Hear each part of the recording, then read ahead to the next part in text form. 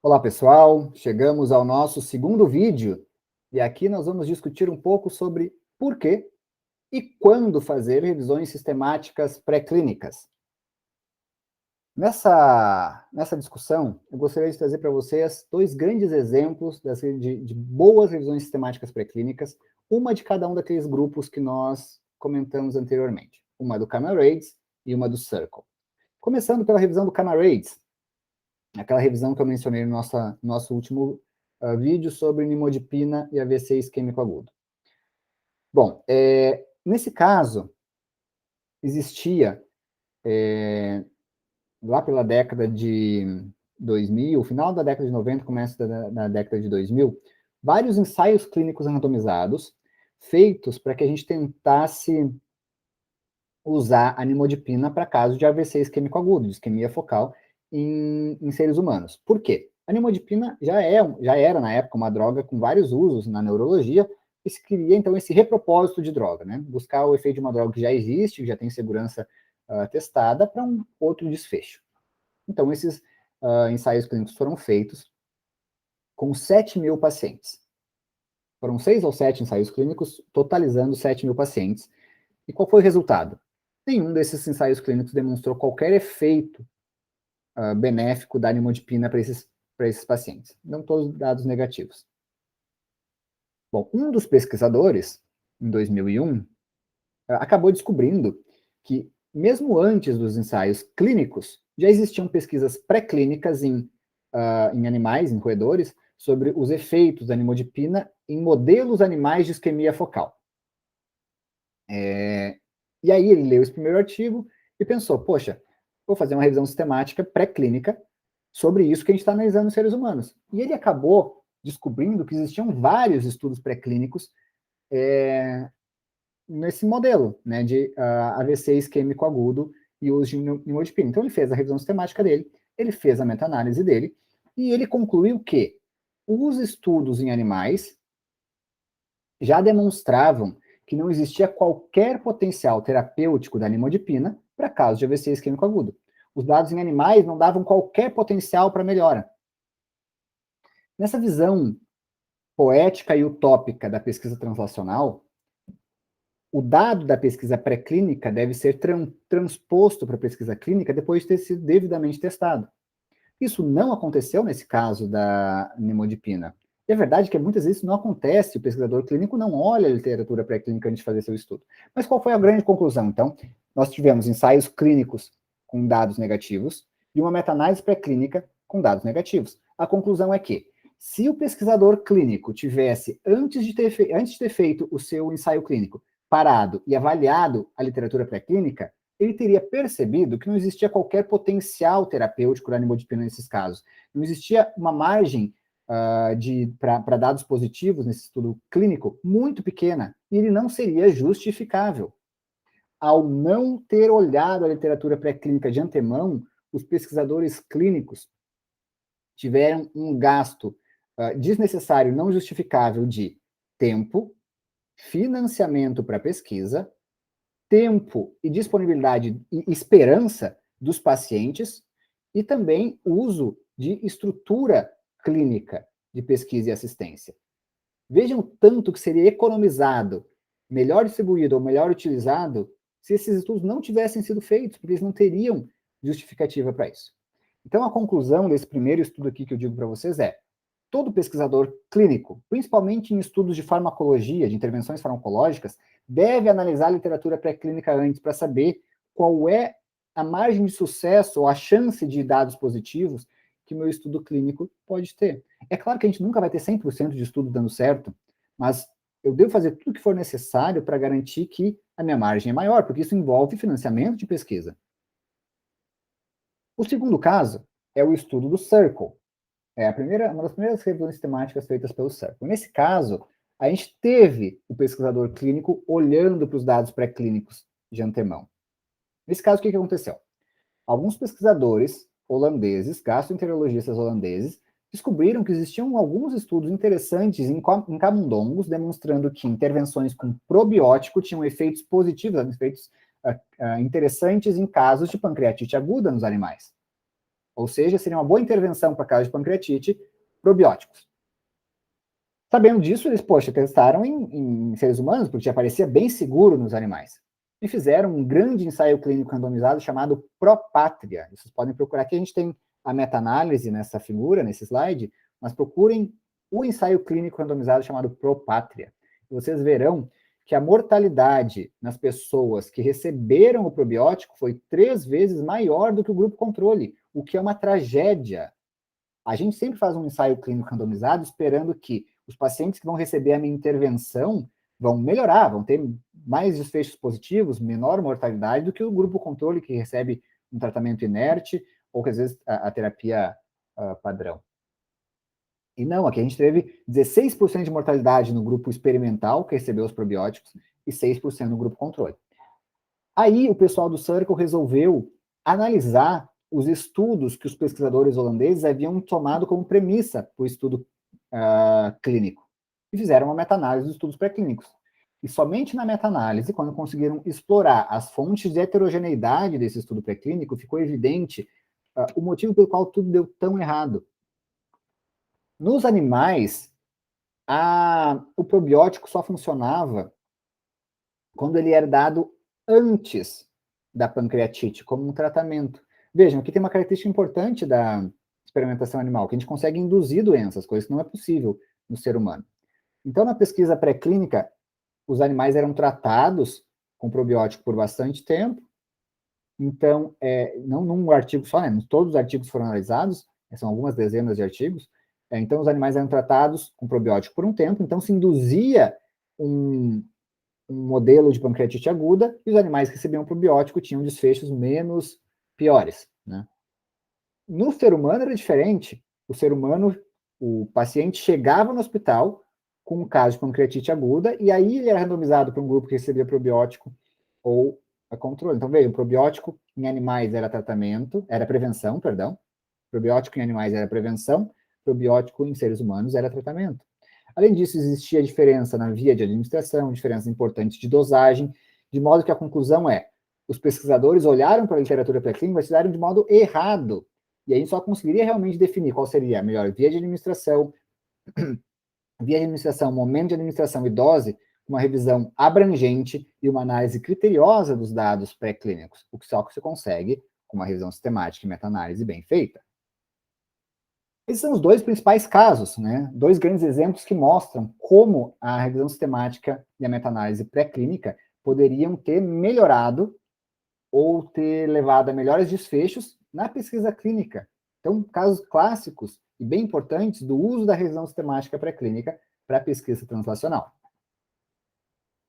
Um terceiro caso que eu trago para vocês é a minha própria experiência nessa área e o motivo pelo qual eu comecei a trabalhar com revisões sistemáticas. Então, vejam, eu tinha a intenção de trabalhar no começo do meu doutorado com os efeitos da privação de sono sobre o comportamento ansioso em animais. Eu queria saber qual era o efeito da privação de sono sobre a ansiedade de roedores. Mas antes de mim, vários outros pesquisadores já tinham feito coisas parecidas, né? Eles tinham avaliado em vários outros artigos vários tipos de intervenção sobre o sono, sobre o comportamento de ansiedade. E isso em seres humanos, principalmente, tá? Já existia em seres humanos o conhecimento de que a privação de sono, ela leva a um quadro bastante característico de ansiogênese. Privação de sono em seres humanos é ansiogênica. E para ter certeza disso, a minha primeira revisão sistemática foi feita em seres humanos, né? O efeito da privação de sono aguda nos níveis de ansiedade de estado em seres humanos. Para demonstrar de fato, e foi isso que acabou acontecendo, que existe um efeito importante da privação de sono no aumento dos níveis de ansiedade em seres humanos. Bom, sabendo que isso é consolidado em seres humanos, vários pesquisadores avaliaram a mesma coisa em animais. Por quê? Porque em animais eu consigo testar drogas que venham a melhorar a ansiedade gerada por privação de sono, porque eu consigo analisar os mecanismos neurobiológicos por trás dessa relação. Então, vários estudos, sabendo que o efeito é consistente em humanos, tentaram avaliar isso em modelos pré-clínicos. Mas, nos animais, a gente tem um resultado muito ruim, porque existe uma discrepância muito grande nos dados. Enquanto alguns estudos demonstram, de fato, ansiogênese, ou seja, aumento de ansiedade pela privação de sono, outros demonstravam ansiólise, diminuição de ansiedade por privação de sono. Então, existia uma discrepância muito grande. E o que é bastante estranho, porque aqui a gente tem estudos de um mesmo grupo de pesquisa, que é o grupo de pesquisa que eu participava, com dados contraditórios. Então, não existia nem consistência intragrupo de pesquisa. Bom, sabendo disso, sabendo que eu ia começar um doutorado, querendo avaliar o efeito da privação de sono sobre a ansiedade, mas que existia essa discrepância, essa inconsistência na literatura, qual foi o meu pensamento enquanto recém-doutorando, com essa visão que às vezes o doutorando tem de que vai mudar o mundo e que vai, né, resolver todos os problemas? Eu pensei, eu vou fazer o estudo perfeito, que vai corrigir os erros que todas as pessoas que me precederam antes fizeram. Eu vou fazer um estudo que não vai deixar problemas para trás, e eu vou resolver o problema para saber se o efeito da privação de sono é, de fato, ansiogênese ou ansiólise. Mas aí eu comecei a pensar uma coisa, poxa, tá, eu não sou a primeira pessoa a avaliar essa área de pesquisa, né? Como eu falei para vocês, outros me precederam. Mais precisamente, 30 outros artigos haviam sido publicados antes do meu. E eu não fui a primeira pessoa a notar essa inconsistência de dados, com certeza. Eu fui o 31º, tentando corrigir dados dos 30 que me precederam. Mas, com toda certeza, o 30º tentou corrigir os dados dos 29 que os precederam. O 29º dos 28 que vieram antes, e por aí vai. E ninguém conseguiu. Por que ninguém conseguiu resolver o problema? Porque quando a gente tem muitos dados, qualquer novo dado não muda o panorama geral. Se eu tenho muitos dados bagunçados, qualquer novo dado só traz mais bagunça, só complica mais a síntese de evidência. Então, nunca pensem que um único estudo vai resolver a bagunça e a inconsistência, as falhas metodológicas dos estudos que ocorrem. Primeiro, porque ele vai ser só mais um dado em pesquisa, e segundo, porque nunca existe estudo perfeito. Todo estudo tem o seu erro. Às vezes é maior, às vezes é menor, mas a pesquisa, principalmente em animais, a experimentação é pequena. Às vezes a gente vai querer corrigir um erro, a gente vai querer corrigir a variabilidade dos animais, a gente acaba tendo um N amostral ruim, ou a gente acaba tendo um método inadequado. Nunca existe um estudo perfeito. Então eu pensei o seguinte, poxa, novos experimentos não são uma boa alternativa, porque eu só vou trazer mais ruído ao processo de síntese de evidência. O que eu devo fazer? Ao invés de trazer mais dados para complicar esse processo, eu vou reconsiderar os dados que já existem e vou analisá-los de modo abrangente. E foi aí que a revisão sistemática e meta-análise se tornou uma alternativa viável. Vejam só, eu não era uma pessoa que tinha feito revisões sistemáticas antes, mas eu entendia o conceito da revisão sistemática clínica e os apliquei à pesquisa pré-clínica, com base no conhecimento clínico, e depois fui atrás do Circle para aplicar esses conhecimentos. É muito interessante notar que hoje o Brasil é o segundo país que mais publica revisões sistemáticas pré-clínicas e o país que mais registra revisões sistemáticas pré-clínicas. E, geralmente, isso não tem nenhuma convergência em um grupo de pesquisa único. São muitas pessoas, mundo afora, Brasil afora, que acabam notando que a revisão sistemática é uma possibilidade. Isso é bastante interessante. E assim como esses vários grupos de pesquisa no Brasil, eu notei isso, que para minha área de pesquisa, eu não deveria fazer um novo estudo, deveria analisar o que tinha, e de fato eu fiz isso nesse estudo aqui. Fiz uma meta-análise razoável para estudos pré-clínicos, né, com 50 artigos, englobando 81 experimentos, que me demonstrou o quê? Que me demonstrou que o efeito final da privação de sono em animais é a ansiólise. Animais privados de sono ficam menos ansiosos, que é o oposto do que a gente vê em seres humanos, né? Vejam só, aqui a gente tem uma mesma meta-análise, esse gráfico aqui ele compara o efeito da meta-análise em várias análises estratificadas por privação de sono de qualquer tipo, privação de sono REM, privação de sono total, e todos os efeitos aqui, efeitos negativos, significam ansiólise. Então, todos os casos experimentais que eu pude analisar, o efeito era ansiólise. Vocês vão saber interpretar esses gráficos ao longo do curso, tá? Sobretudo o gráfico de floresta. Mas aqui a gente tem uma comparação dos efeitos em animais e em humanos. Tudo que tem aqui é tamanho de efeito negativo, significa diminuição de ansiedade, e positivo aumento de ansiedade. Então vejam como, na privação de sono geral, o efeito é oposto entre animais e humanos. E na privação de sono total, também é oposto. Nas outras a gente não tinha evidência ainda. Qual que é a conclusão do meu doutorado? Modelos animais de avaliação de ansiedade em animais privados de sono não servem, porque eles não replicam o que acontece na pesquisa clínica. E se um estudo é incapaz de replicar o que acontece na pesquisa clínica, ele não deve ser conduzido, porque ele falha na premissa biomédica, na premissa da pesquisa translacional biomédica básica, que é replicar o que acontece no ser humano. Conclusão: não façam mais esse tipo de estudo, porque ele não serve, ele tem uma baixa validade externa. Os motivos pelos quais isso aconteceu ainda podem ser debatidos, mas o fato é, então, que o efeito é o oposto. Tem duas coisas que me chamam a atenção ainda hoje sobre essa conclusão. Primeira delas, estudos continuam sendo feitos. E qualquer novo estudo, como se supunha no começo, qualquer novo estudo nessa área não vai resolver o problema. Segundo ponto, muitos estudos tentam avaliar coisas como o efeito da droga X sobre a ansiedade gerada por privação de sono.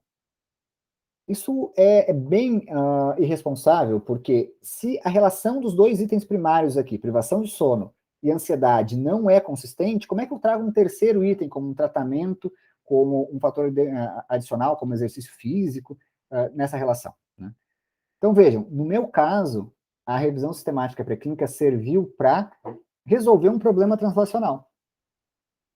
E a conclusão foi essa. Então, qual que é aqui a minha intenção trazendo esses três exemplos para vocês? O exemplo do Camarades, em que a conclusão é os pesquisadores clínicos não olharam para a literatura pré-clínica, ela serviria para direcionar os métodos, ou melhor, para indicar que uma pesquisa pré-clínica não deveria ser feita.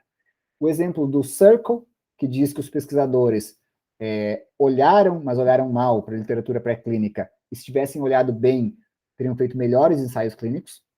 Ou, no meu caso, em que a revisão sistemática mostrou que estudos pré-clínicos não replicam o que acontece no ser humano. Nos três casos, a gente aborda problemas translacionais de modos distintos. E são muito distintos entre si.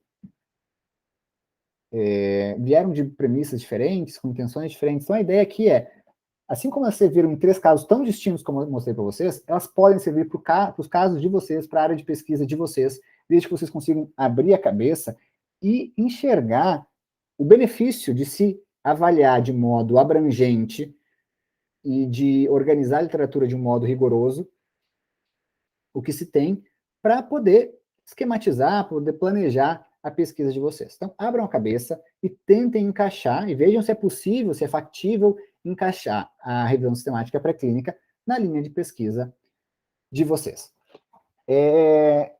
Quando a gente traz esse tipo de problema translacional, e a gente traz números de aplicabilidade de pesquisa pré-clínica, ainda fica mais evidente essa ideia de que a gente deve justificar o uso de animais com uma revisão sistemática.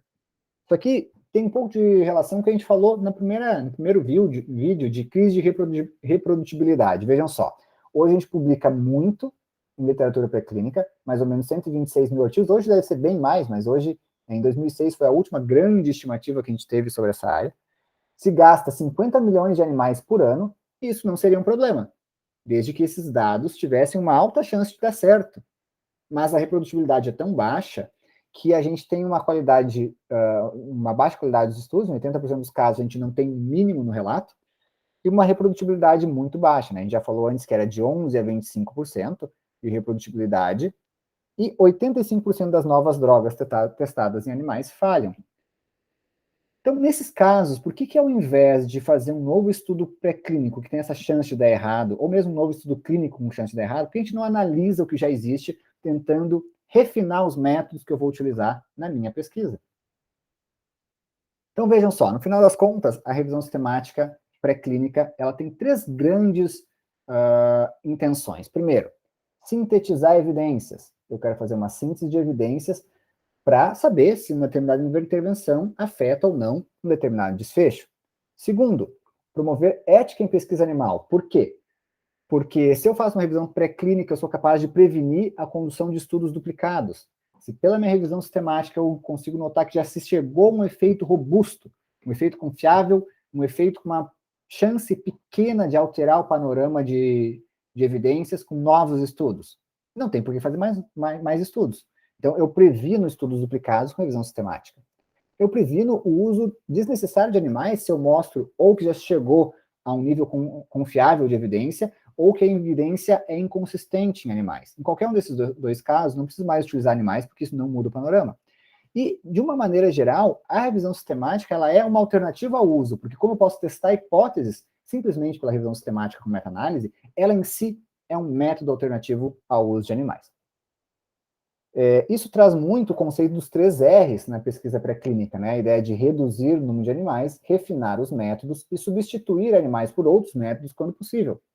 A revisão sistemática serve para os 3 tipos de abordagem. Eu posso reduzir o número de animais, eu posso identificar para uma revisão sistemática qual é o melhor método a ser utilizado em animais, e eu posso utilizar a revisão para substituir o próprio animal, gerando as mesmas conclusões que eu teria ao utilizar um animal de pesquisa. E, por fim, na ideia da pesquisa translacional, um bom modo de garantir uma boa pesquisa clínica é olhando para a pesquisa básica e sabendo o que ela informa e como ela direciona e como ela molda o que seria um bom ensaio clínico. Existem também muitas diferenças na capacidade de transpor os dados, né, da clínica para a pré-clínica, basicamente porque animais e seres humanos são muito diferentes entre si, isso sempre deve ser levado em consideração.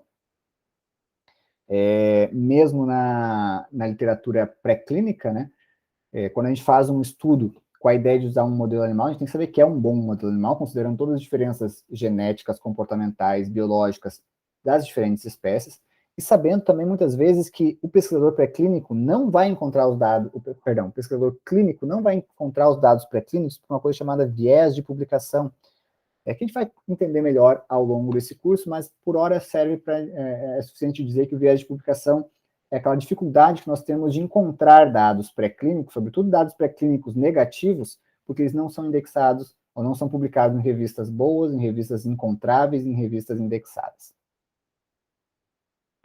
Com tudo isso que eu falei para vocês, eu quero encerrar com essa ideia de que a gente tem uma oportunidade bastante interessante na pesquisa pré-clínica. Encerrar essa primeira parte da discussão sobre a parte mais conceitual, né?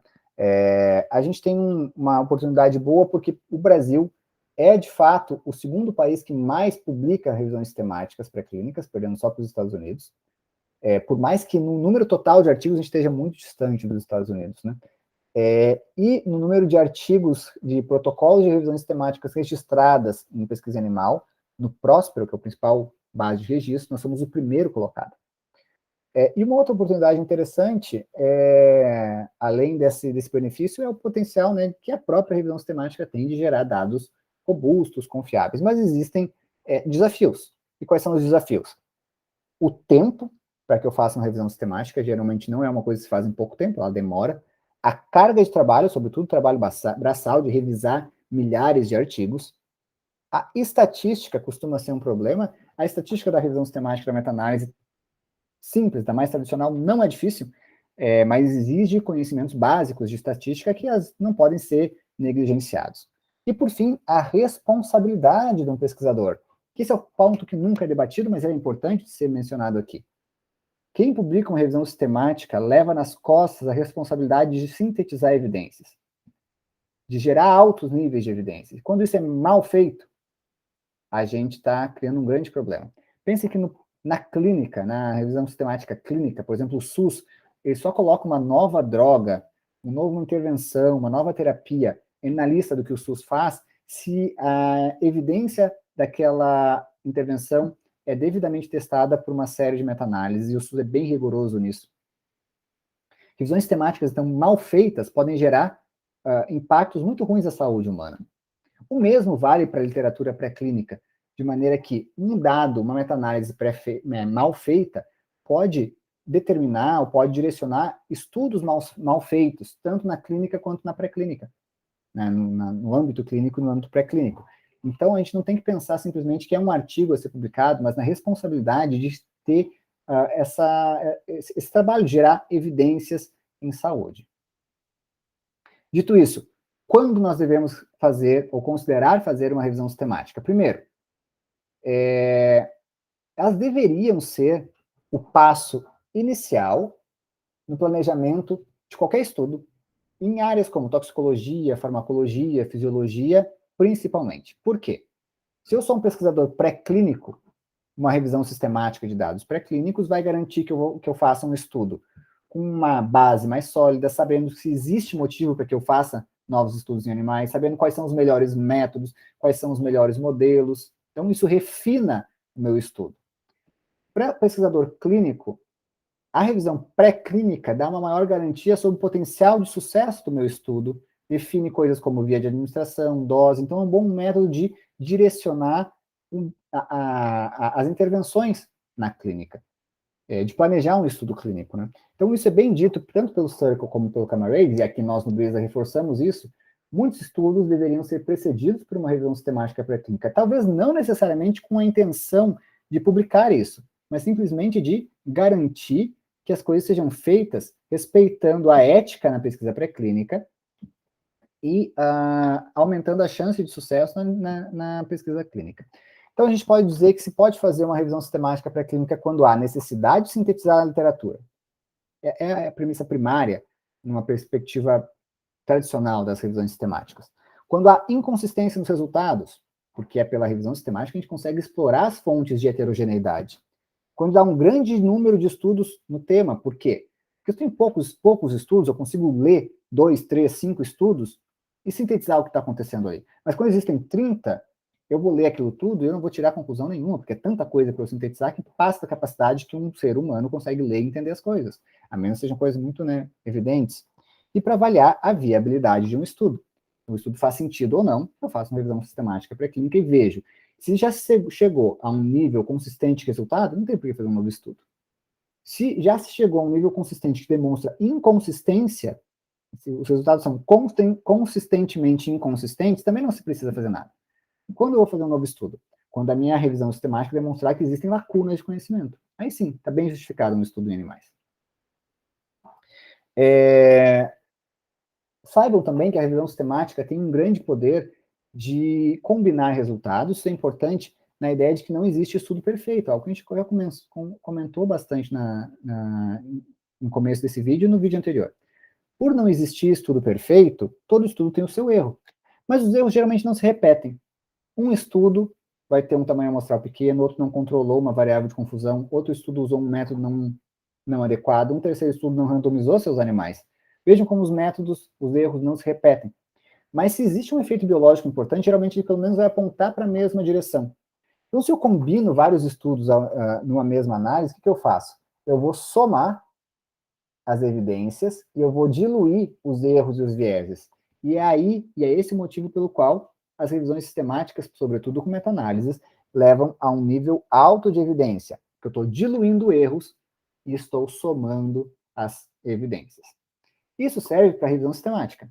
Quando eu vou conduzir uma meta-análise, lembrando que a meta-análise é o passo estatístico em que eu combino dados dos artigos que foram encontrados por uma revisão sistemática. Quando eu vou conduzir uma meta-análise, então, a resposta simples é sempre que eu fizer uma revisão sistemática. Por quê? Porque se eu não fizer uma revisão sistemática, alguém vai fazer. E a revisão sistemática, se for bem feita, vai ter um nível de evidência maior. Então pensem, se eu fiz uma revisão sistemática hoje, não fiz a meta-análise, amanhã outro grupo de pesquisa vai fazer, e no momento que isso acontecer, a minha revisão sistemática se torna obsoleta, porque ela não usou todo o potencial dos dados que tinha para gerar evidências. Isso acaba sendo um desrespeito até a financiamento em saúde. Se vocês têm uma bolsa de pesquisa, publicam uma revisão sistemática e não fazem a meta-análise, um outro grupo de pesquisa faz, torna a revisão de vocês obsoleta no momento que a outra foi publicada. Por que vocês foram financiados? Por uma entidade governamental ou não? Se os dados não tiveram aplicabilidade, se vocês não utilizaram a capacidade que os dados de vocês tinham para gerar evidências. Então,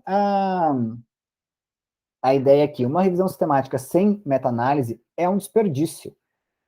Desperdício de tempo de quem conduziu a revisão sem meta-análise, desperdício de financiamento, desperdício das pessoas que leram aquilo, porque ela não gera toda a evidência que ela poderia. Claro que ela pode gerar alguma evidência, mas não gera toda a evidência que ela Poderia. E, além disso, ela limita a capacidade de interpretação dos dados. Bom, sabendo que a regra é sempre, quais são as exceções? Quando eu não vou fazer uma meta-análise. Primeiro, quando eu tiver poucos dados. Geralmente, as revisões sistemáticas dizem que com estudos com menos de 3, com revisões sistemáticas com menos de 3 artigos, não se faz uma meta-análise. É um ponto de corte factível, tem alguns que botam para menos de 2, outros que vão até 5, isso varia muito. Mas existe uma coisa que, algum certo limiar que poucos estudos não é necessário uma revisão sistemática, uma meta-análise, perdão. Segundo, alta heterogeneidade. Por quê? Se eu tenho estudos que são muito diferentes entre si, combiná-los traz muita inconsistência e incerteza. Vejam, eu posso querer saber qual é o efeito de uma nova medicação para diabetes sobre um determinado desfecho. Eu posso inserir todos os tipos de medicação para diabetes ou para hipertensão em uma mesma análise? Até posso, mas, poxa, se eu vou ter tantos mecanismos de ação, vou ter, enfim, todos os mecanismos de ação possíveis para tratar a hipertensão, eu vou estar comparando coisas muito diferentes, com tamanhos de efeito diferentes, com métodos diferentes, e as coisas podem não fazer sentido. A gente geralmente bota um ponto de corte aqui, existem testes para heterogeneidade na meta-análise, mas a gente bota um ponto de corte que é na heterogeneidade metodológica, que é o seguinte: quando os estudos são muito diferentes entre si, eles não devem ser comparados. E vocês vão ouvir bastante que a gente não deve comparar laranjas e maçãs, porque elas não são comparáveis. Laranja é laranja, maçã é maçã. Quando vocês forem fazer uma meta-análise, garantam que os estudos de vocês são comparáveis entre si, ou seja, que eles têm a mesma população, a mesma intervenção, o mesmo comparador e o mesmo desfecho. Isso aqui que eu listei para vocês, 4 itens, é o acrônimo PICO, que a gente vai ouvir falar ao longo do curso. Se a gente está comparando estudos com populações diferentes, uma é com ratos idosos, outra com ratos jovens, eles não são comparáveis. Se a intervenção é diferente, uma deu a administração por gavagem, outra por via intramuscular, não é a mesma coisa. Se o comparador é diferente, um é animais de grupo controle negativo com placebo, outro controle positivo com a droga de referência, não é a mesma coisa. O mesmo para o desfecho. Terceiro, dados qualitativos. Dados qualitativos não se faz revisão não se faz meta-análise, porque não se tem que meta-analisar sem uma perspectiva matemática, né? A gente faz a revisão sistemática. Ou quando a pergunta de pesquisa é muito abrangente, também aí se faz uma revisão sistemática sem meta-análise, que é o que se dá o nome de revisão de escopo, ou revisão de mapeamento. Não são a mesma coisa, mas são parecidas. E em ambas, a gente quer mapear a literatura mais do que saber o efeito de alguma coisa sobre a outra. Bom, dito isso, a gente termina o segundo vídeo sabendo, então, o que são as revisões sistemáticas e quando fazê-las. No terceiro vídeo, o próximo dessa lista, a gente vai abordar quais são os passos básicos para conduzir uma revisão sistemática e uma meta-análise. Então, nós nos vemos na próxima. Até logo.